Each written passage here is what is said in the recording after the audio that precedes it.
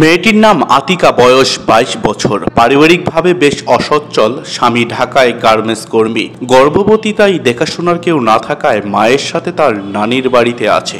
আতিকা জানায় যে আল্ট্রাসাউন্ড করছি, করার পরে কয়েছে বলে ওর কিডনির সমস্যা, ওরা রংপুর মেডিকেল নিয়ে যাওয়ার কইছে।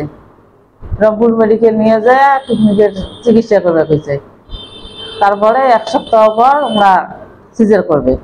পরে আমরা কিছুক্ষণ অন্তর আমরা অন্য মেডিকেল নিয়ে রিপোর্টে জানিয়েছে যে তার ক্রিয়েটিনিন 1.90 মিলিগ্রাম পার ডেসিলিটার। খবর শুনে তাদের পরিবারে নেমে আসে শোকের ছায়া। কান্নার রোল পড়ে যায়। আবারও কয়েকবার পরীক্ষা করা হয়। ক্রিয়েটিনিন 0.7 মিলিগ্রাম পার ডেসিলিটার, যা একদম সুস্থ ও স্বাভাবিক। এরপরে লিবা হেলথ কেয়ার অ্যান্ড ক্লিনিকের মালিক ইসরাফিল ও টেকনোলজিস্টের কাছে জানতে চাইলে তারা নানান অজুহাতে বিষয়টি এড়িয়ে যাওয়ার চেষ্টা করে এবং সাংবাদিকদের তিনি তার বক্তব্য প্রদান করবেন না বলে জানান।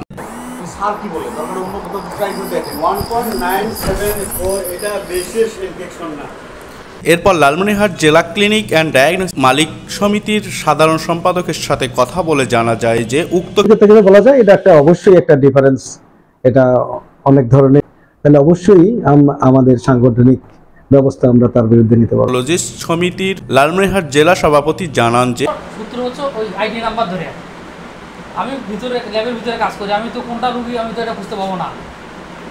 এখানে নাই ছোট জায়গা, আমরা বড় বড় জায়গাতে কাজ করে আসছি, একই নামে ওখানে 5টা 7টা 10টা করে রুগী থাকে, তখন আমরা আমাদের সূত্র হলো আইডি নাম্বার দিয়ে।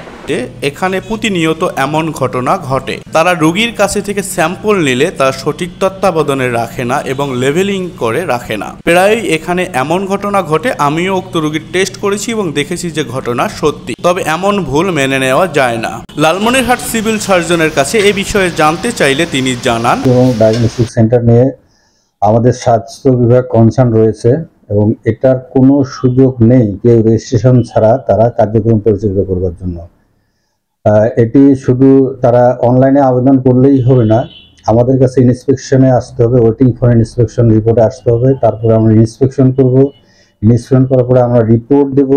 রিপোর্ট দেওয়ার পরে যখন তারা রেজিস্ট্রেশন পাবে তারপরেই তাদের কাজ করার সুযোগ রয়েছে। তার আগে কোনোভাবেই তাদের এই ডায়াগনস্টিক সেন্টার বা ক্লিনিক চালানোর সুযোগ নেই।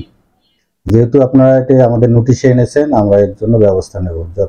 ইন্সপেকশন বা এর কি হচ্ছে ওয়েটিং ফর ইন্সপেকশনে এসে থাকলে আমরা ইন্সপেকশন করব, আমরা রিপোর্ট পাঠাবো। রিপোর্টের পরে যদি রেজিস্ট্রেশন হয় তাহলেই তারা কাজ করতে শুরু করতে পারবে তাদের ডায়াগনস্টিক সেন্টারে বা ক্লিনিকে, তার আগে নয়।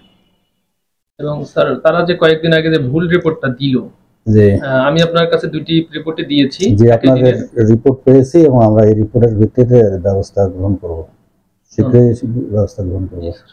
ধন্যবাদ।